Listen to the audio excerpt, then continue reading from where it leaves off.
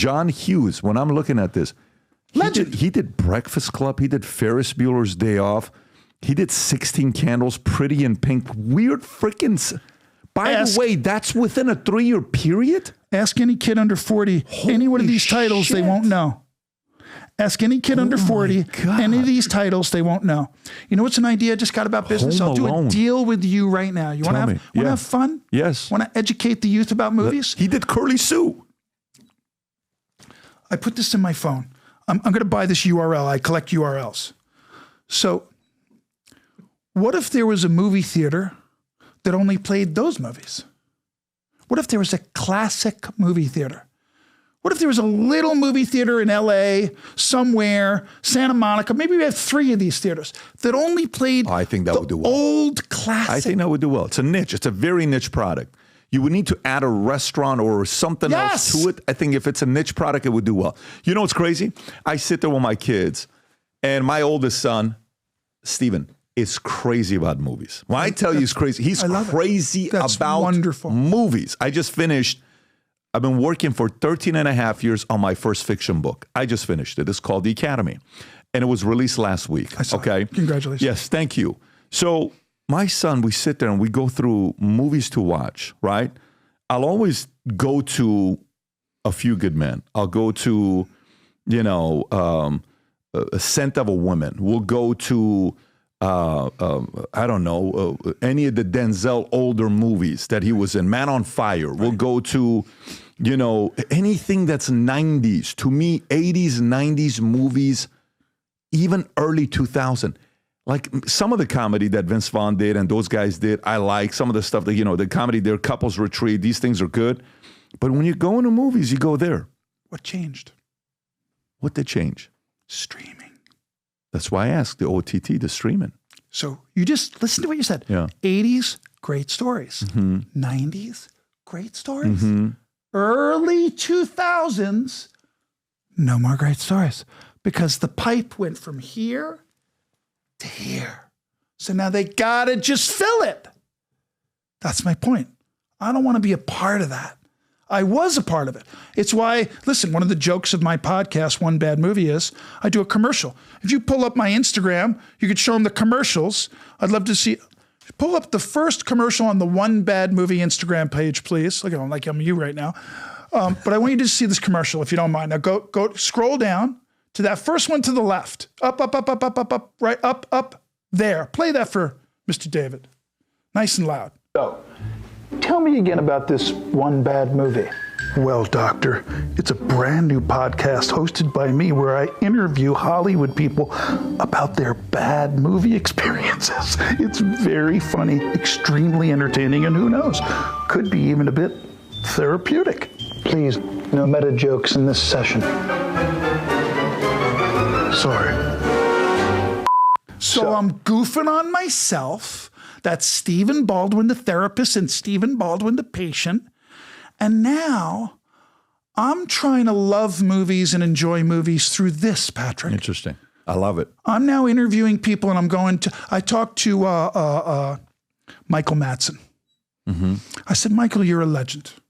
And then Alec called into the interview, which you can only see on the podcast. It's hilarious because they did The Getaway together when Alec was married to Michael Madsen was in Reservoir Dogs, or was he? He was the legendary, he starred in almost all in Quentin Tarantino's movies, but he started, Reservoir Dogs was his blow-up role. 400 grand made 14 million or some weird number like that, right? But that's where he cuts the guy's ear off to the dance song. It's all shot in in one warehouse. Yeah. Right. Very cheap. Quentin knows how to save money. So my point simply is, Michael Madsen, known for these legendary murderous gangster roles, also starred in Free Willy. Pull it up. Don't believe me? I didn't know that. He plays the dad in Free Willy. Free Willy. The theme song was Michael Jackson in Free Willy. And I interview Madsen, who I know. I did 2 pictures with him. And I'm talking to him, and I go, so Michael, I think your One Bad Movie's Free Willy. And everybody's going, no, Free Willy's a great film. I'm going, right, but for Michael, if he's such a gangster badass, why did he do this? And Michael Madsen in the interview goes, no, my agents made me do it. I told the producers of Free Willy not to cast me. They said, no, you're great. We'll make it work. It was one of the funniest conversations I've ever had with them. So that's one bad movie. And he was in Donnie Brasco as well. I think he played Sonny Black. I won't tell you what he said about Donnie Brasco. What did he say? What did he say? No one's watching. It's just you. It's just me, you, and Rob. I mean, stop. This is so like who's the actor listeners. that was in it? Pacino? Who else? Johnny Depp. Right. So remember what I said about Leo? Oh, forget about it, Pat. You know what I'm saying, kid? You put Johnny in the same category as Leo? I did nothing. Stop. You said, what did Madsen say? Yeah. Madsen was in the movie with Johnny and Pacino. Right. So if Madsen worked with Johnny, maybe he thinks Johnny ain't all, a bag of chips like everybody thinks he is. Man, that's tough to believe because Johnny is freaking... I'm stumping Patrick Bet-David on his own pod. This is fat. As a fan. As a fan. By the way, I interviewed the real life Donnie Brasco, Joe Pistone. I was the first guy that interviewed him, got like 10, 15 million views. And we sat there talking about Sonny Black and all this. Donnie Brasco's a phenomenal movie. The Lefty, how they caught him, did all that stuff. But that's interesting. You love my movie One Tough Cop, where I played Bo Dietl.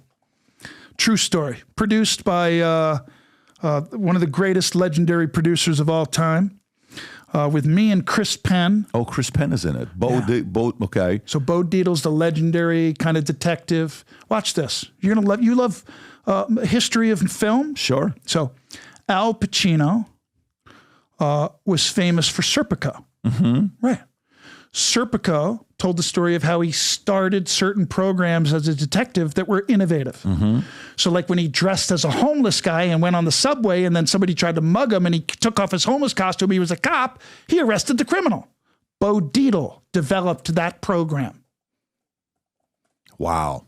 So what made Serpico famous? Bo Dietl was the guy who was the law enforcement official that developed that. Good for him. In time, Bo Dietl became such a legendary detective and won so many awards, he wrote a book called One Tough Cop about his association to John Gotti.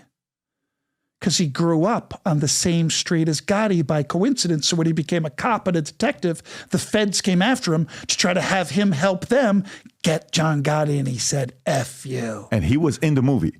No, the movie that's the movie based on his book, Bo Dietl, who now has Bo Dietl and Associates. Did he have any role in a movie or no? Did he do anything in a movie? He may have done a cameo. I can't remember. But Bo may have been in the film, done a little cameo, something like that. But Bo's been in many films. Yeah.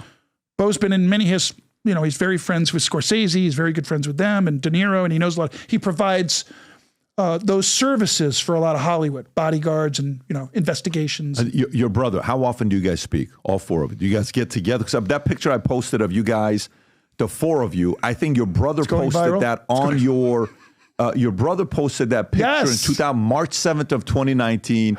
He said, we got to get the crew back or something like that, right?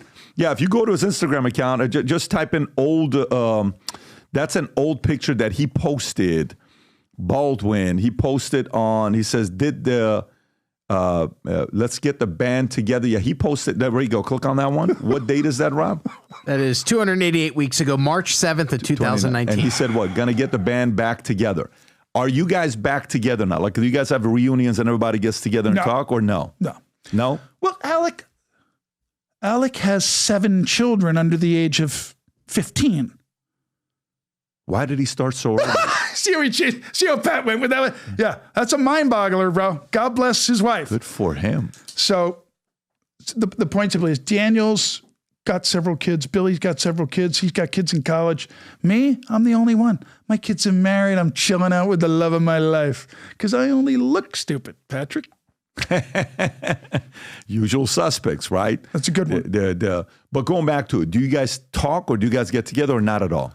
Well, yeah, when the family thing allows us to be available and holidays and, for the most part. Is there annual family reunions or no? No. Not at all? No, not since my mom passed away. There was a reason to go up to Syracuse and see her. She passed away 2 years ago and she was 92. So she had an amazing life. Got it. So, and I remember, in 2016, when you were like a staunch supporter of Trump, you were public about it, right? I remember even one time, the night when he won, You were with Michael Strahan, I want to say, with George Stephanopoulos, if I'm not mistaken, and they're asking you, and you guys are giving your opinions. And even at that time when Alec was playing Trump for SNL, I think he was doing Saturday. Was he? Was it Saturday night? It was, right, when he was doing Trump. I need a favor. Yeah, because I'm going to pee. Yeah. I'm going to come right back to this microphone. Go do your thing. I'll be right here. Explain how I did Celebrity Apprentice twice with Mr. Trump. So I was with him for a month at a time, every day doing a reality show. I want to hear about it. With Mark Burnett. I want to hear about it. Very specific experience. Okay.